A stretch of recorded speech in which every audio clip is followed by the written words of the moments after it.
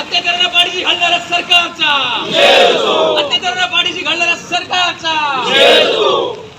Doctor Babasaheb आंबेडकरांचा छत्रपती शिवाजी महाराज की महाविकास आघाडीचा जी काय ठाणे जिल्ह्यातील बदलापूरमध्ये जी घटना झाली त्या घटनेचा संपूर्ण महाराष्ट्रामध्ये निषेध व्यक्त करण्यासाठी काल बंदचं आवाहन केलं होतं आणि त्या बंदला संपूर्ण महाराष्ट्राच्या जनतेने पाठिंबा दिला होता.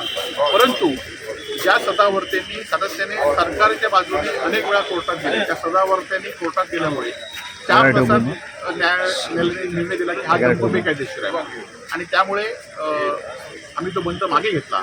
परंतु आज सगळीकडे उद्धवजी ठाकरे शरदचंद्रजी पवार यांच्या मार्गदर्शनाखाली संपूर्ण महाराष्ट्रामध्ये आंदोलन करण्याचं त्या ठिकाणी ठरवलं आहे आणि त्याला लोकांचा पाठिंबा मिळतो आहे. खरं तर अशा घटना महाराष्ट्रामध्ये घडता कामा नये.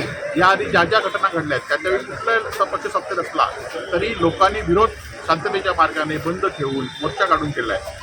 आज पण सिंधुदुर्ग जिल्ह्यामध्ये सुद्धा शांततेच्या मार्गाने आंदोलन करण्यासाठी सुद्धा जिल्हाधिकाऱ्यांनी 2-2 महिने या ठिकाणी 143 कलम लावत आहे. काल हे आंदोलन घोषणा झाल्यावर ताबडतोब 143 कलम लागत आहे. हे कुठेतरी ह्या जिल्ह्यातील लोकांची दडपशाही करण्याचा प्रसंग आहे. जर या संदर्भात आज जर आंदोलनाला सुरुवात झाली तरी हे आंदोलन थांबणार नाही. त्या पीडितांना महिलांना न्याय मिळण्याचं हे आंदोलन थांबणार.